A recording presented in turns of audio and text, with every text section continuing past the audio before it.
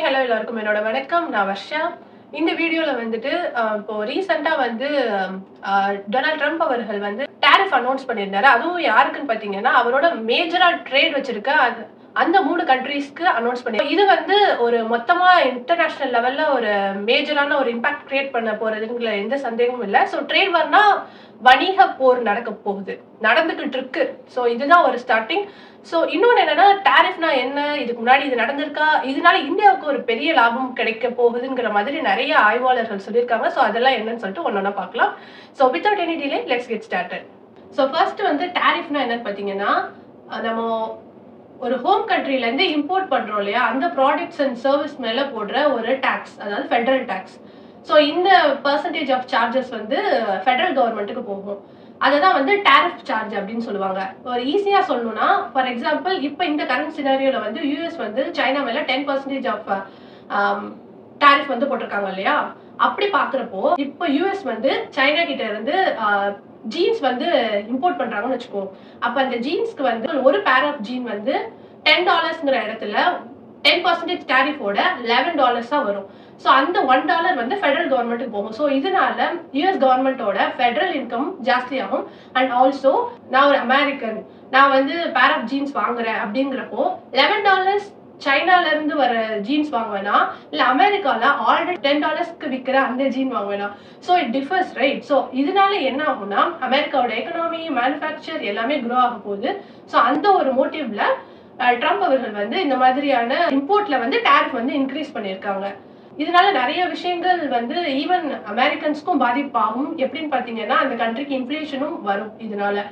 சைனாட்ட வெறும் ஒரு சில ப்ராடக்ட்ஸ் மட்டும் இல்ல, நிறைய ப்ராடக்ட்ஸ் வந்து இம்போர்ட் பண்றாங்க.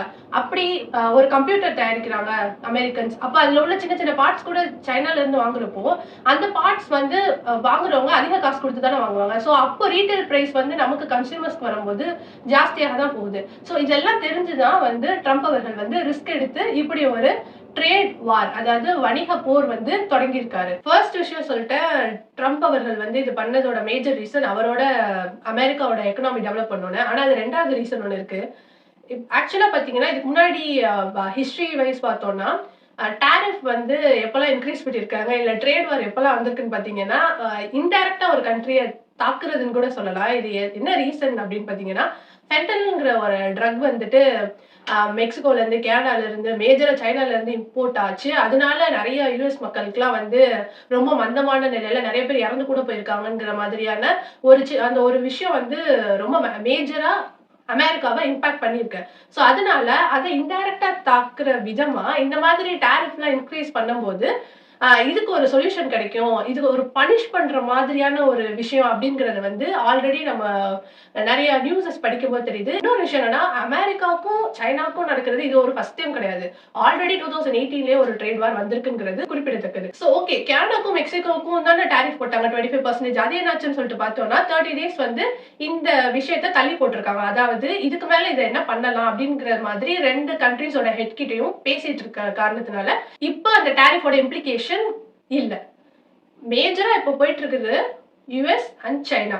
சோ ஓகே, அவன் அடிச்சுக்கிறது நமக்கு சாதகமா இருக்கு அப்படிங்கிற மாதிரி இந்தியாவுக்கு ஒரு பெரிய ஆப்பர்ச்சுனிட்டி ஆக்சுவலா. ஏன்னா இப்ப வந்து அமெரிக்கா சைனாவை நிறைய விஷயங்கள்ல டிபெண்ட் ஆயிருக்கு கரெக்டா.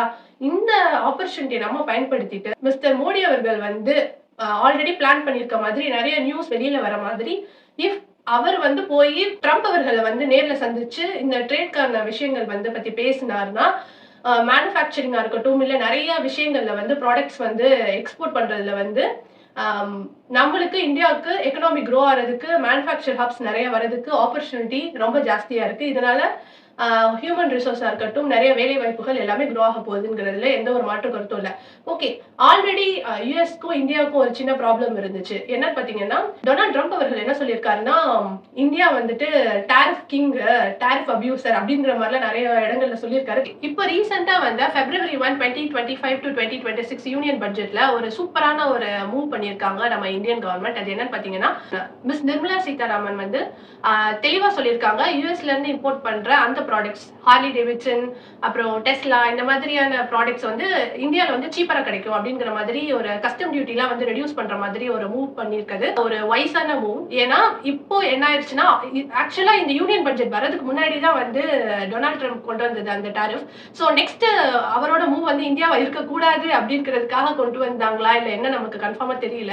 பட் சம்ஹவ் நம்ம வந்து யூஎஸ் கூட இந்தியா வந்து ஒரு நல்ல டேர்ம்ஸ்ல இருக்கலாம் அப்படிங்கிறதுக்கும் பிளஸ் இதுக்கு முன்னாடி அவர் வச்ச அலிகேஷன், அதாவது இந்தியா வந்து டாரிஃப் வந்து ஜாஸ்தியா பண்ணது, டாரிஃப் கிங் அப்படிங்கிற சொன்ன அலிகேஷனை அப்போஸ் பண்ற மாதிரி லைக் அது அப்படி இல்லை நாங்க அப்படிங்கறத சொல்ற மாதிரியும் இப்போ வந்து யூனியன் பட்ஜெட்ல சொன்ன விஷயங்கள் இருந்துச்சு. ஸோ இதெல்லாம் ஓவரால் பார்க்கும்போது ஒரு செஸ் கேம் மாதிரி தான் இருக்கு. லைக் இந்த இன்டர்நேஷனல் லெவல்ல யார் ஃபர்ஸ்ட், யார் எக்கனாமி வைஸ் டெவலப் ஆக போறா, அண்ட் மேஜரா யூஎஸ்க்கும் சைனாக்கும் இனிமே எப்படி இருக்க போகுது ரிலேஷன்ஷிப், இது வந்து எப்படி வந்து இந்தியன் எக்கனாமியை பூஸ்ட் பண்ண போகுது, எல்லாமே நம்ம வெயிட் பண்ணி இருந்து பார்க்கலாம். So that's it for today. இந்த மாதிரி இன்ஃபர்மேட்டிவ் கான்டென்ட்ஸ் அண்ட் இன்ஃபர்மேஷனுக்கு நம்ம சேனல் சப்ஸ்கிரைப் பண்ணிக்கோங்க. Until then, it's Varsha signing off. Tada, bye bye.